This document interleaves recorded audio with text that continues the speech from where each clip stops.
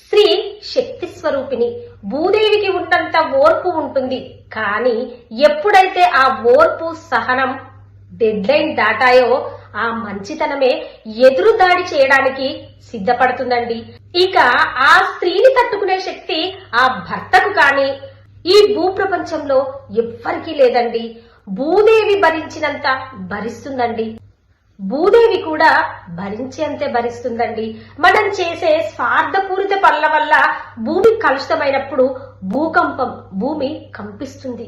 భూదేవి తనను తను బ్యాలెన్స్ చేసుకోవడానికి అలా చేస్తుంది.